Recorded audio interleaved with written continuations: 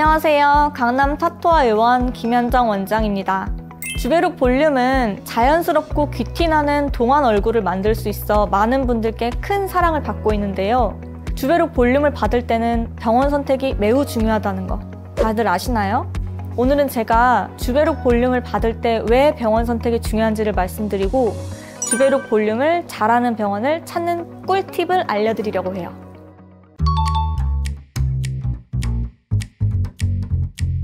주베룩 볼륨의 가장 흔한 부작용이 바로 효과 없음인데요. 주베룩 볼륨은 환자 개개인의 피부 특성에 따라서 효과 차이가 생기기도 하지만 병원의 시술 경험과 노하우에 따라서도 효과 차이가 큰 시술이기 때문입니다. 또 주베룩 볼륨의 부작용으로 많은 분들이 걱정하시는 결절이 있는데요. 결절은 피부 안에서 콜라겐이 과다 증식하고 뭉쳐서 생기는 덩어리입니다. 피부 얇은 곳에 생기면 콩알처럼 튀어나오고 올록볼록하게 티가 잘 날 뿐만 아니라 한번 생기면 제거하기도 어렵죠. 만에 하나 결절이 생길 확률을 줄이기 위해서는 병원 선택이 매우 중요합니다.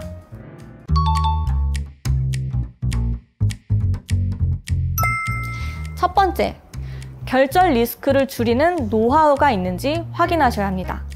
주베룩 볼륨을 잘하는 병원을 찾을 때는 풍부한 수술 경험을 통해서 결절 리스크를 줄이는 노하우가 있는지 확인하는 것이 좋습니다. 저희 강남 타투아 의원도 결절 리스크를 줄이기 위한 여러 가지 노하우가 있는데요. 첫 번째는 올바른 수화입니다. 주베룩 볼륨은 가루로 되어 있어서 반드시 멸균 증류수나 생리식염수에 녹이는 수화 과정이 필요합니다. 그런데 간혹 주베룩 볼륨 사용량이 적은 병원은 보관 기간 때문에 미리 수화를 충분히 해두지 않는 경우가 있죠. 주베룩 볼륨의 효과를 최대화하고 부작용을 최소화하기 위해서는 시술 전 충분히 수화를 해두는 것이 중요합니다. 두 번째는 시술 시 결절이 생길 가능성이 높은 부위는 피하는 것입니다. 저희 얼굴 중 눈 밑은 유독 결절이 잘 생기는 부위인데요. 피부가 얇은 부위라 결절이 생겼을 때 눈에 잘 띄는 부위이기도 하므로 시술을 권해드리지 않고 있습니다. 세 번째는 의사의 숙련된 테크닉입니다. 결절이 생기지 않기 위해서는 주베룩 볼륨을 뭉치지 않게 피부 안에 골고루 주입하는 것이 매우 중요한데요. 때문에 의사가 여러 임상 경험을 통해서 주베룩 볼륨 시술에 숙련된 테크닉을 갖는 것이 중요합니다. 네 번째는 감염 예방을 위해 힘쓰는 것입니다. 간혹 다른 환자분들을 시술해드리고 남은 주베룩 볼륨을 재사용하는 병원이 있는데요. 주베룩 볼륨 병에 여러 번 니드를 찌르게 되면 감염 발생률이 높아지기 때문에 주베룩 볼륨은 한 분당 한 병씩 사용하는 것이 중요합니다.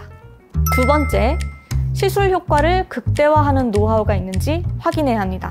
결절 리스크를 줄이는 노하우뿐만 아니라 시술 효과를 극대화하는 노하우도 있는지 확인하는 것이 중요한데요.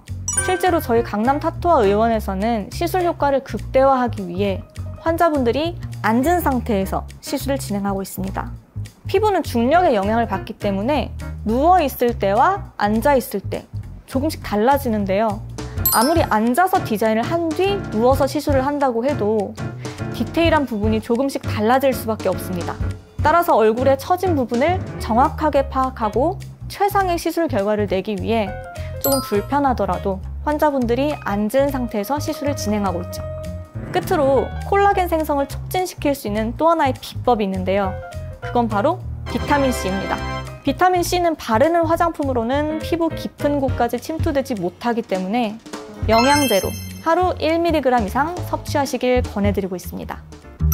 세 번째, 한 병 단위로 시술하는지 확인해야 합니다. 앞서 주베룩 볼륨은 가루로 되어 있어서 반드시 생리식염수에 수화하는 과정이 필요하다고 말씀드렸죠. 근데 이 과정에서 주베룩 볼륨과 생리식염수를 어떤 비율로 수화했는지가 굉장히 중요합니다. 주베룩 볼륨에 생리식염수를 얼마나 넣느냐에 따라 한 병이 10cc가 될 수 있고 20cc가 될 수 있기 때문이죠.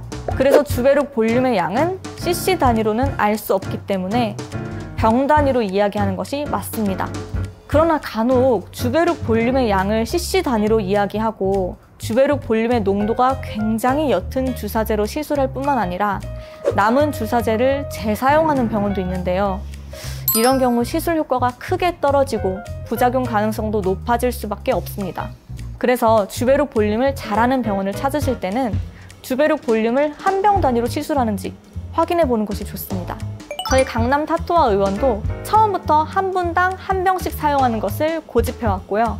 환자분을 시술하고 남은 주베록 볼륨은 무조건 폐기하고 있습니다. 네 번째, 1:1 상담 여부를 확인해야 합니다.